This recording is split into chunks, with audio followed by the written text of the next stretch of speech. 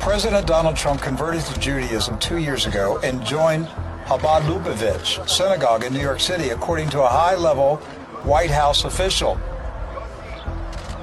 Mr. Goldberg says the story has allegedly been held by CNN's editors for months, but is due to be released within the next few days.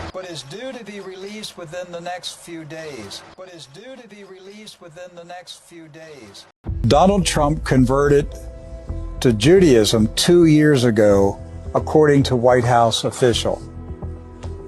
There it is. That's his blog. He said, President Donald Trump converted to Judaism 2 years ago and joined Chabad Lubavitch synagogue in New York City, according to a high-level White House official. Mr. Goldberg says the story has allegedly been held by CNN's editors for months, but is due to be released within the next few days. David Elias Goldberg, a fellow at the Jewish Center of Anti-Semitic Study, has also interviewed the White House source. According to the source, Trump was pushed by his daughter Ivanka and son-in-law Jared Kushner to join the faith. At first, Trump resisted, stating it would threaten his base of evangelical Christian voters. However, he had a change of heart and officially converted in early 2017. The ceremony was held in private and closely guarded for nearly 2 years. It appears the White House is prepared to slowly release this information, and by summer, it is expected Trump will fully address his new faith in an evening televised news conference. He is clearly the most pro-Israel president in the history of America. He's given Israel every single thing that they've wanted, and he's about to give them war with Iran. And so, has he converted? So, I want to show you one more article. This is, let me see if I can. This is Times of Israel. Yeah, the Times of Israel. This was published March 22nd, 2019. This is the Times of Israel. Trump, the first Jewish president of the United States. Now, that's not us saying that. That's Times of Israel. Times of what nation? Israel. So the people in Israel, that's an English-speaking newspaper in Israel, and that's what they read, that Donald Trump is the first Jewish president of the United States. And how did they qualify that, Rick? They gave a list of things that he did for Israel. First of one, of course, moving the embassy to Jerusalem. That's right. That was a big deal. Then recognizing Israeli sovereignty over the Golan Heights. President Donald Trump converted to Judaism 2 years ago and joined Chabad Lubavitch synagogue in New York City, according to a high-level White House official. An illegal tunnel found below the Chabad Lubavitch world headquarters in Crown Heights. All right, Fox 5's Lisa Evers takes a look at how it was discovered. Police say they dug a secret tunnel into the sanctuary of the Chabad Lubavitch headquarters in Brooklyn. The men described by police as extremist students are accused of digging the tunnel so that they would be able to have access to the sanctuary after hours. And when a cement truck was brought in to fill that tunnel, the men stood in the tunnel, refusing to leave. Eyewitness News reporter Anthony Carlo is live in Crown Heights. The secret tunnel eventually led to a massive brawl inside a 100-year-old synagogue in Brooklyn, New York. Known as 770, the synagogue serves one of the largest groups of Hasidic Jews in the world. Now, luckily, no injuries were reported from this brawl, believe it or not. But what the hell sparked it? What is behind the brawl in the first place? What got people so fired up? Well, it was all over the discovery of a tunnel and an attempt by authorities to fill it with cement.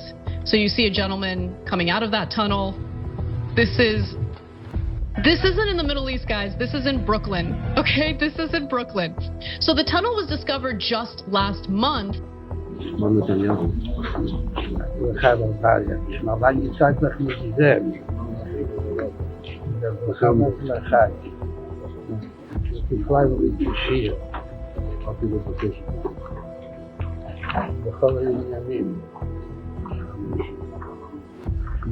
מה שישראל מלאכה, אבל מה זאת נתפס בכמה עניינים. מה שרואה עוד, וגם מטו שעדיין משיח ליבו. אז הייתה מה שהוא ומה הביאתו. הכנראה שהיא מספיק, כאילו שהיום כבר כמה שעות בגלל עדיין ליבו, אבל יש עוד כמה שעות, אבל יש להשתדל גם היום, בצורות טובות. יש שמחה וטוב ליבו. כדי שחסידים מקפידים שכל מנהיגים את שמחה. בצורות טובות, התוכה לבא.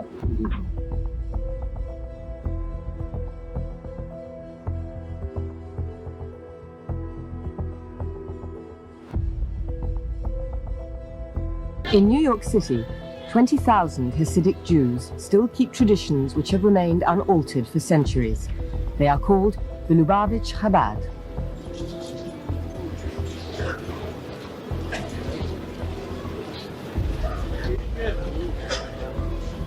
The Lubavitch believe that they have the answer to the question, what is a Jew?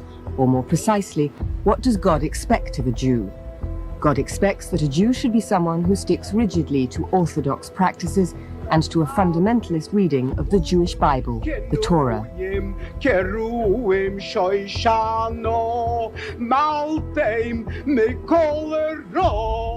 Crown Heights, Brooklyn is the headquarters of a movement which has set up communities in 28 countries. The influence of the Lubavitch is felt worldwide, but most notably in Israel, where Orthodox religious parties would like to achieve a purely religious state. Hasidism began in Eastern Europe in the 18th century and was argued over even then. It attracted thousands to its emotional, mystical worship, but existing orthodoxy opposed it. Hasidic life centers on a charismatic leader known as the Rebbe. The Lubavitch Rebbe is Menachem Mendel Schneerson. He's the seventh in a dynasty which stretches back 200 years. He is revered by his followers as father, guru, king, miracle worker, perhaps even Messiah.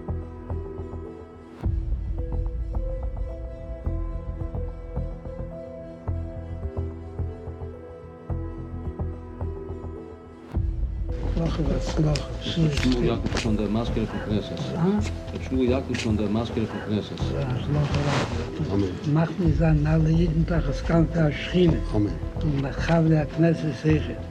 Dafür war viele nicht jeden Tag, ich habe nicht mehr. Aber sie in Drucken kann sein und jeden Tag sicher kann sein, in Top nicht gehen ist. Dat is ook niet zo'n netjes bord zeggen. Ja. Maar had je nog een alles was meer ook dan niet.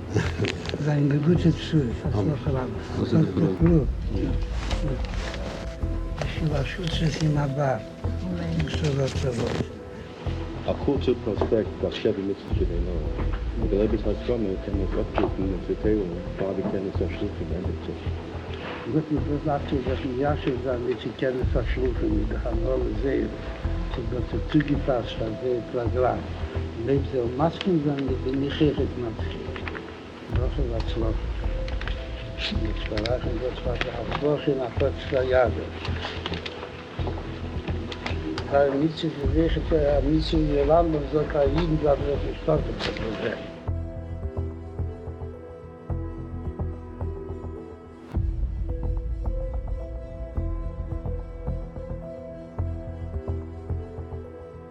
102nd Congress of the United States of America AT the first session begun and held at the city of Washington on Thursday, the 3rd day of January. 1991 joint resolution to designate March 26, 1991, as Education Day, U.S.A.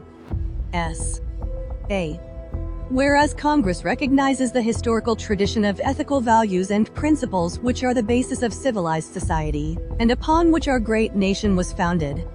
Whereas these ethical values and principles have been the bedrock of society from the dawn of civilization, when they were known as the 7 Noahide laws.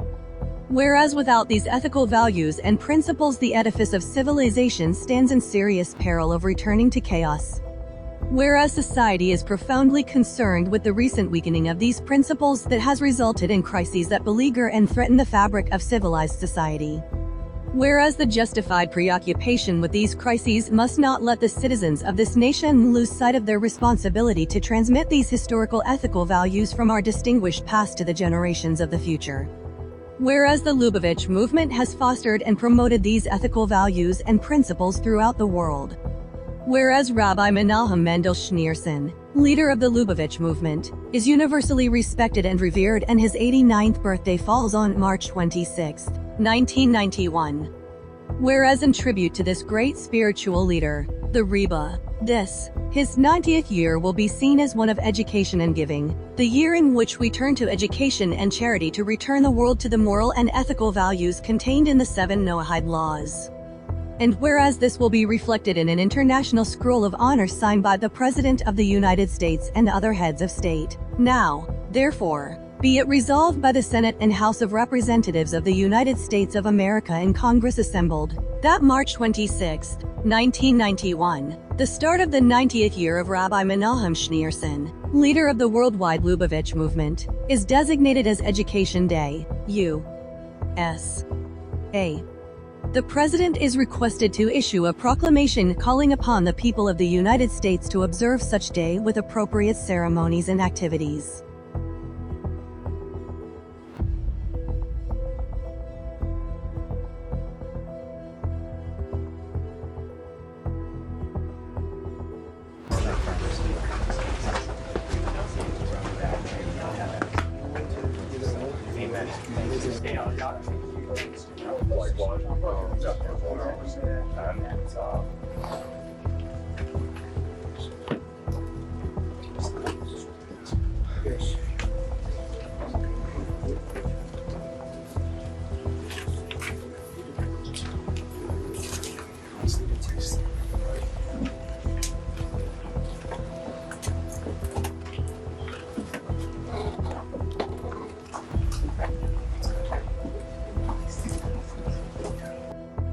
You just like me because my daughter happens to be Jewish, right?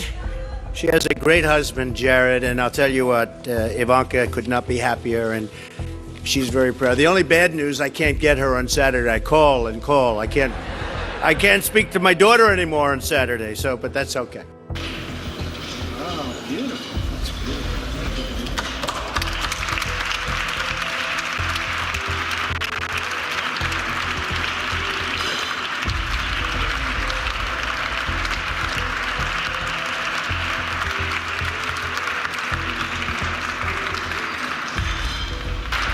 I want to thank my Jewish daughter.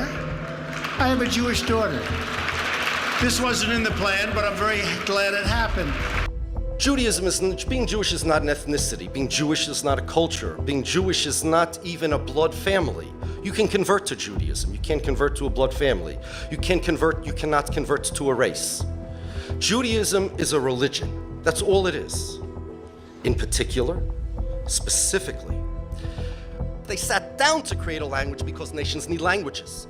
And we will try to convince the Jewish people, forget about this religion stuff, it's nationality. Support Israel, fight in the army, then you're a good Jew. That way, we will be real men. We will be purified of our Jewiness. We will be purified of our Jewiness. Of our Jewiness. Of our Jewiness. Of our Jewiness. You know what you are? You're an ancient Israelite. Ancient Israelite, that's who we are. That's who we are.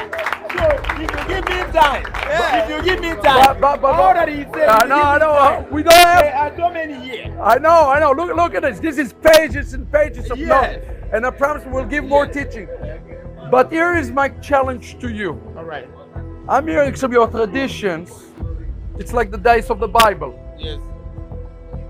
Do you want to remain ancient Israelites? Or you want to be Jews? Do you want to remain ancient Israelites? Or you want to be Jews? Do you want to remain ancient Israelites? Or you want to be Jews? According to the source, Trump was pushed by his daughter Ivanka and son-in-law Jared Kushner to join the faith. At first, Trump resisted, stating it would threaten his base of evangelical Christian voters. However, he had a change of heart and officially converted in early 2017. When I came into office, I promised to look at the world's challenges with open eyes and very fresh thinking. We cannot solve our problems by making the same failed assumptions and repeating the same failed strategies of the past. Old challenges demand new approaches. My announcement today marks the beginning of a new approach to conflict between Israel and the Palestinians. In 1995, Congress adopted the Jerusalem Embassy Act, urging the federal government to relocate the American embassy to Jerusalem and to recognize that that city, and so importantly, is Israel's capital. This act passed Congress by an overwhelming bipartisan majority and was reaffirmed by a unanimous vote of the Senate only 6 months ago. Yet for over 20 years, every previous American president has exercised the law's waiver, refusing to move the U.S. Embassy to Jerusalem or to recognize Jerusalem as Israel's capital city. Presidents issued these waivers under the belief that delaying the recognition of Jerusalem would advance the cause of peace. According to the source, Trump was pushed by his daughter Ivanka and son-in-law Jared Kushner to join the faith. At first, Trump resisted, stating it would threaten his base of evangelical Christian voters. However, he had a change of heart and officially converted in early 2017. Across our country, Jewish Americans strengthen, sustain, and inspire our nation. As president, I will always celebrate and honor the Jewish people, and I will always stand with our treasured friend and ally, the State of Israel. That I can tell you. So 2 years ago, I recognized the true capital of Israel, and we opened the American Embassy in Jerusalem. And we got it built. They were thinking anywhere from $1 billion to $2 billion. I did it for $350,000, you know. We got a building that was in beautiful shape in the best location there is. And we got it done. We got it done. We had it open in 4 months, and it's right now open. And I don't know, maybe someday they'll build a more expensive version of it, but it can't get much better, right, Robert? I think, and Ron can tell you, it can't get much better than what we have. We have the best location. They were going out, they wanted me to sign an order for anywhere from $1 billion to $2 billion, and they were going to look for a piece of land, but they said land in Jerusalem is very rare and very expensive. I said, do you think we have a piece? And David Friedman, our great ambassador, did a fantastic job. He did a fantastic job. I said, David, they want to spend $2 billion. I said, go check it out. Let me see. He called me back. He said, sir, I think we can do it for about $250,000, maybe $300,000. So we'll save $1 billion, and we have a better location than any location we could have gotten on, right? And it's been open now for a long time. So it was great. And we used all Jerusalem stone. Friends of mine like Jerusalem stone. Over here it costs a fortune. Over there it wasn't so expensive. I've also recognized Israel's sovereignty over the Golan Heights. That was another. And I said to Bob, so what, Bob Kraft, I said, so what was bigger, Bob? What we did for Israel in terms of Jerusalem and moving the embassy to Jerusalem, becoming the capital of Israel, or the Golan Heights, which you've been looking to do for 52 years. They've been having meetings on the Golan Heights. Nothing happened until I came along. I said, Bob Kraft, which is bigger? Which is more important to the Jewish people? He said, neither. I said, what does that mean? He said, what you did by terminating the Iran nuclear deal is bigger than both. I think that's true. I think that's true, Jeff. You know, could be true. I said, I sort of agree with that. But today we're taking another historic action. In just a few moments, I'll sign an executive order to combat anti-Semitism. This action makes clear that Title VI of the Civil Rights Act, which prohibits the federal funding of universities and other institutions that engage in discrimination, applies to institutions that traffic in anti-Semitic hate.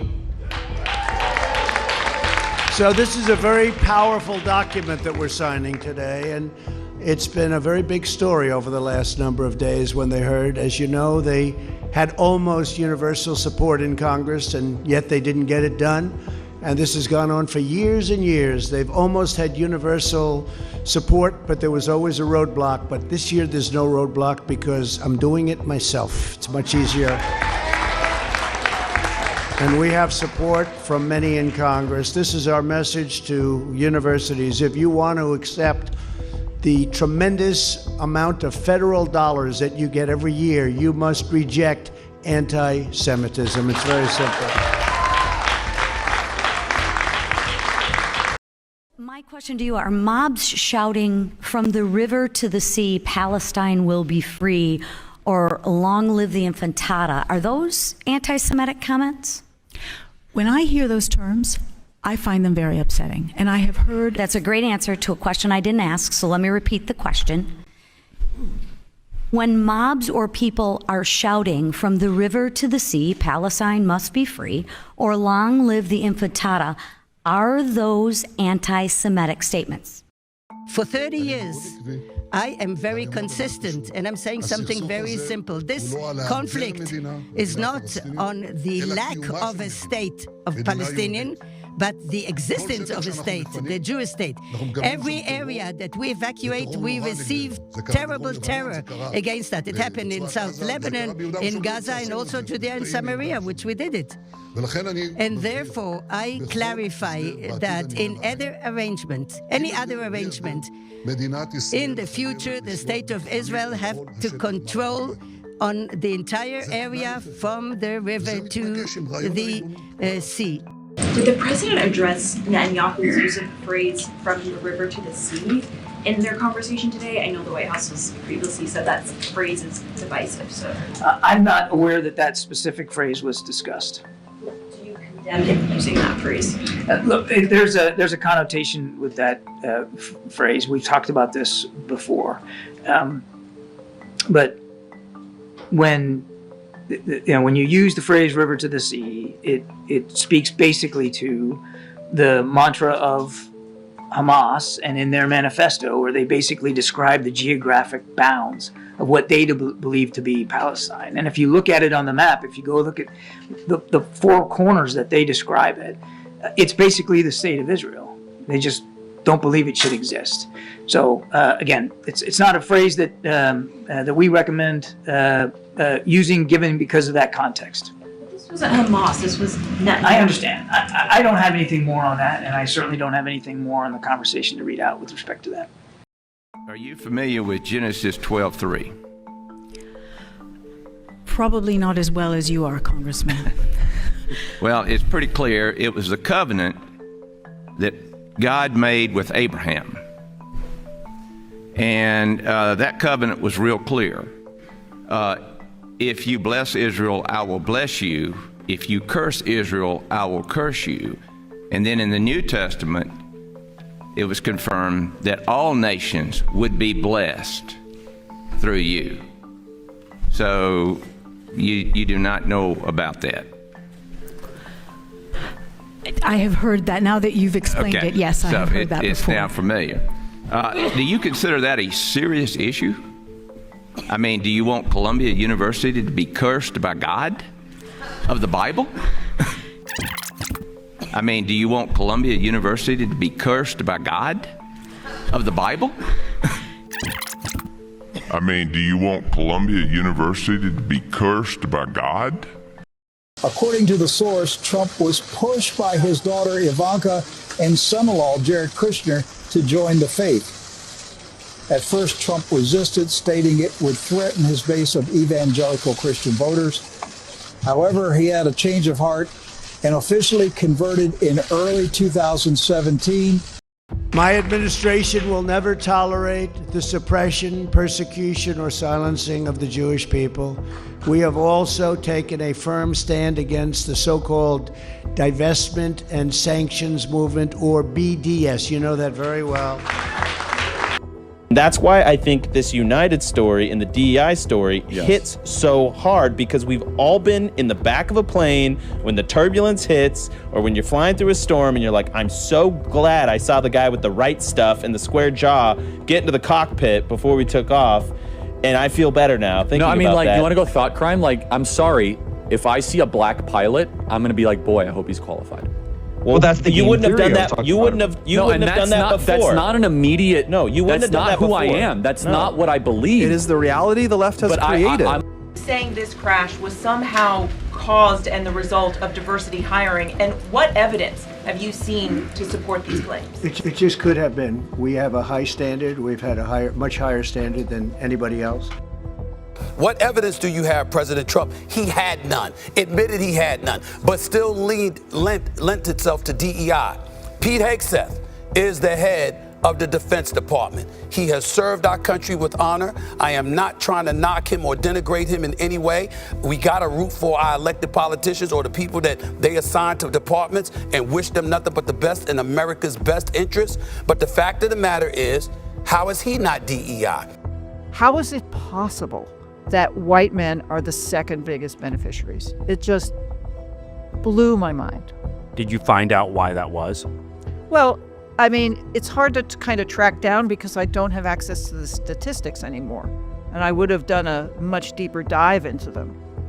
But the reality is that when you're talking about diversity, so many people think white and black, and that's diversity.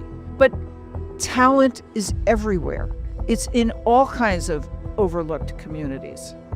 And white men happen to belong to some of those communities. So if you look at who benefits, white women, white men, Hispanics, Asians, Native Americans, disabled people, and that's not just people in wheelchairs, it's neuroatypical people, people on the spectrum, people who, are dyslexic, have the Spilkus, ADHD, followed by veterans, LGBTQ and alphabet people like me, and at the very bottom, black people. And I have to tell you, Jared Kushner and Ivanka, they've been talking to me about this for 3 years now, maybe longer than that. But I go back about 3 years where it's something that I could do about it. In this position, we can do things about it. Before that, not quite as much. I'd be just like you. Successful, doing nicely, but not for this.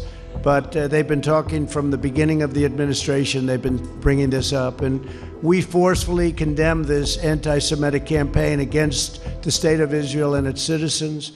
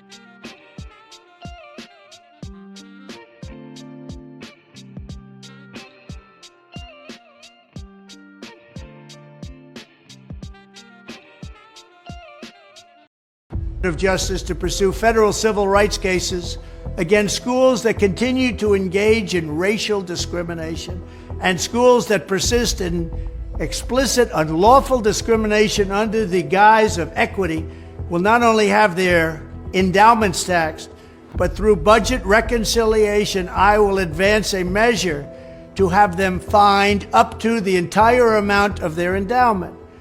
A portion of the seized funds will then be used as restitution for victims of these illegal and unjust policies that hurt our country so badly. Colleges have gotten hundreds of billions of dollars from hardworking taxpayers, and now we are going to get this anti-American insanity out of our institutions once and for all. We are going to have real education in America. According to the source, Trump was pushed by his daughter Ivanka and son-in-law Jared Kushner to join the faith.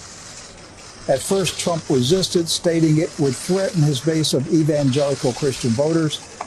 However, he had a change of heart and officially converted in early 2017. And by the way, I see Alan Dershowitz. Come on up here for a second, Alan. Wow. And I'd like to ask my friends, the pastors, to come up here. You know, Robert, and I have to say this to the other pastors, some of whom have been very kind, all of whom have been very kind. We've never had such evangelical Christian support. Jeff, come on up, Jeff. Come on up here, Jeff. You're the one that's doing such a good job legally to make sure all of this happens. But Robert Jeffress, I didn't know him, but I watched him, and I'd watch him on different shows, and I'd say, I like that guy. Man, he talks really great about me, and I like people that talk well about me. And he was saying, you know, he may not be the greatest Christian I've ever seen. He may not know the Bible quite as well as the rest of us. In fact, he may not know it very well at all. But that guy's a real leader, and he's going to do a job, and I appreciated that statement. I don't know if I should have, but I did. And I think we have led, because I think we've made more progress toward faith leaders. We got rid of the Johnson Amendment, which was a disaster. So I'd like to ask if Robert, if you could say a couple of words, and if I could also ask Alan Dershowitz to say, and then we're going to sign a very important document. Okay, Robert, please. Thank you. It is true. I believe President Trump is the most pro-faith president in history when you look at what he has done for people of all faiths. And Mr. President, you know, Jewish and Christian believers alike believe what God said to Abraham in Genesis 12, that God would bless those who bless Israel, and he would curse those who curse Israel. And I want to thank you, Mr. President, for being the kind of president who has the courage to stand up and be, when it comes to Israel, on the right side of history, but most importantly, you're on the right side of God, and that's why you are not going to fail, and we're going to stand behind you 100%. Thank you, Mr. President. Thank you, Jerry. Great. For 65 of my 81 years, I have spent at universities all over the country and all over the world.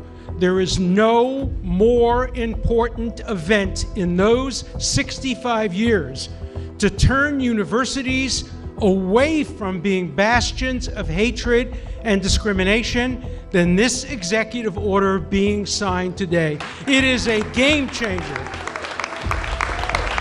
It will go down in history as one of the most important events in the 2,000-year battle against anti-Semitism. What's your thoughts? Please be respectful with your comments. Also, please click the like, click the notification bell, and subscribe to this channel. Listen, Genesis chapter 11 verse 10 explains the genealogy of Shem. Shem was a black man in Africa. If you repeat this back, Genesis 14 verse 13, Abraham steps on the scene. Being a descendant of Shem, which is a fact, means Abraham too was black.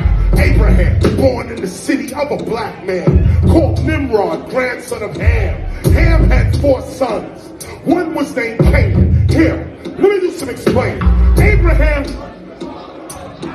Isaac was Jacob had 12 sons, for real, and these were the children of Israel. According to Genesis chapter 10, these the children of Israel. According to Genesis chapter 10, these were the children of Israel. According to Genesis chapter 10.